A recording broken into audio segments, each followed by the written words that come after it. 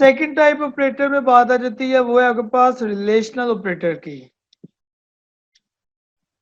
Relational operator that are used to comparison between two values। Comparison का क्या मतलब है? कंपैरिजन होता है मुवाजना करवाना, दो वैल्यूज को आपस में कंपेयर करवाना है। Relational operator data use to comparison between two values के वो वाले ऑपरेटर जिसमें आपकी दो वैल्यूज का हम आपस में क्या करवाते हैं, कंपैरिजन करवाते हैं, मुवाजना करवाते हैं। मिसाल के तौर पर अभी आपके सामने तो इसी को ही ओपन कर लेता हूँ।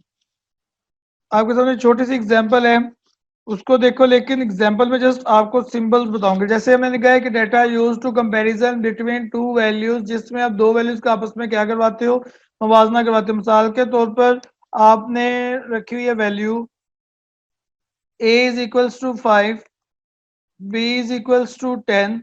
तो अब आगे कंपेयर अगर आप करवाओ तो ये मैं एग्जांपल दे रहा हूँ, जस्ट कोई प्रोग्राम नहीं करवा रहा।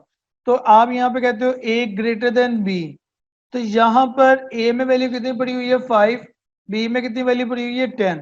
क्या 5 10 से ग्रेटर होता है? इम्पॉसिबल बात है, ये बात कभी ट्रू है ही नहीं कि 5 10 से बड़ा हो ही नहीं सकता, लेस देन होता है। ठीक है, तो यहाँ पर इन दोनों वैल्यूज को जब कंपेयर किया है, इन दोनों वैल्यूज को कंपेयर किस वाले सिंबल ने किया? आपके ग्रेटर देन के सिंबल ने। और ऐसे ही एज सच अगर मैं लिख दूं a लेस देन b, तो यहाँ पर इन दो वेरिएबल्स को कंपेयर किसने की है? लेस देन के सिंबल ने कंपेयर की है कि 5 छोटा होता है 10 से, कंडीशन आपकी ट्रू है। तो इन दोनों को कंपेयर किसने किया? आपके लेस देन के ऑपरेटर ने की है। तो वो वाले ऑपरेटर जिसमें आपकी कोई दो वैल्यूज आपस में कंपेयर हो जाती हैं, इस तरह के ऑपरेटर्स को हम क्या कहते हैं? रिलेशनल ऑपरेटर्स कहते हैं। यहाँ तक बात समझ में आई है या नहीं आई? कोई क्वेश्चन है तो पूछो।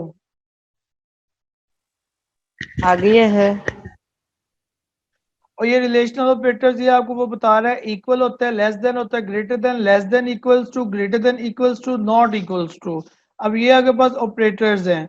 अब यहाँ पर नॉट ऑपरेटर का क्या मतलब हुआ?